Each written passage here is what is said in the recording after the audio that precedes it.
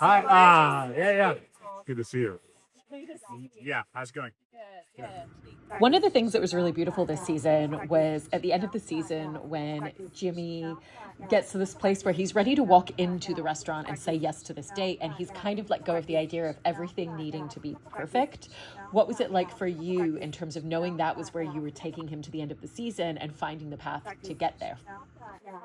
We're surfing a little bit during the seasons because these writers do such an amazing job and they want the scripts to be so great that we end up getting a little like up against the wire as it starts to go, which served us really well this season because I was midway through the season and I had a therapy appointment. Funny enough, I see a therapist who our show is based on, one of the group of therapists. And I was talking about a personal thing where I had to show up to see somebody that I knew years ago. And I said to him, like, I just feel embarrassed to go to this thing because they're showing up so clean and I'm showing up covered in stars. And he said, what a shame it would be to show up anywhere at 45 years old not covered in scars. And I think I probably cried. And then I immediately called Neil and Bill and I said, I know how this is. It's that idea, but I think we all have it. Like, when you get some life experience, it knocks you around a little bit. Life is different than what they tell you it's going to be. And I think for a lot of people, it's like coming to terms with shame or embarrassment or guilt or regret and saying like, oh, this is part of it. I'll tell you it's part of it. So hopefully it was helpful to other figures watching too. One of the scars that we got the chance to see him try to address was that with his dad, where he didn't necessarily get the outcome that he wanted, but he tried to do at least what was right for him and right for Alice in bringing things up and having that conversation. And even though it didn't work, how did that change the way like you felt that wound being a part of him differently? I think that one of the things that probably you learn is that all you can do is keep your side of the street cleaner. You know, that you have no control about how someone else is going to react to you trying to do the right thing. And so, yeah, I think Jimmy just tried to clean up this side of the street. And he's going to have to be okay with that. And you and Harrison have so many wonderful scenes, but in particular, Jimmy getting that adulation from him of, you're more like a son to me, and I should have said that sooner.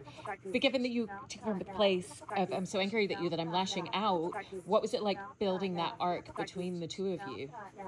Well, I will say that doing that scene on the roof with Harrison in the episode before where we fought was like one of the highlights of my career and also my life, given how much I care about my career. You know, like it was, I knew that was coming this season. And it's one of those things where the whole time I'm like, oh, I have to nail that. Do you know what I mean? Like that is coming in 3 months and I need it to be the best I've ever done. You may looking at as me, Harrison Corey. And I just wanted him to be proud. I really did. It's like, I'm not embarrassed to admit it. And when they said, Harrison Ford looked at me and he said, did he? Sorry. And I will have that for the rest of my life. For sure. A tombstone is actually going to say no more Mr. Nice Guy. Amazing. Yeah, because I'm nice and I'll be dead. Don't do no more.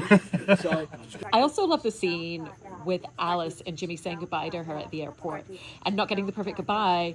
But the way that he would have reacted to that in season 1 was so different to how he does now. So what's it been like for you getting to really change his emotional responses and reactions and how that gives you a different space to play from?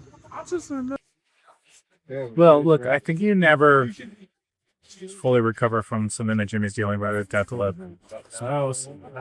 Very well. But I do think that we crafted in seasons 1 through 3 a pretty fully realized arc around the Alice relationship. What did you think? Where that relationship started on its head, where she was parenting him. And by the end of that arc, it had turned the right way. You know, like everything was in corrective order. And she was able to like not give him everything that she had. So I think that to me, my secret about the show is it's always been about Jimmy and Alice. That's always to me what it's about. It has been, and it's always his self-perception on himself has changed a lot over seasons. It was really lovely to see the moment where Liz is like, you're always so strong, because that's not how he's always seen himself.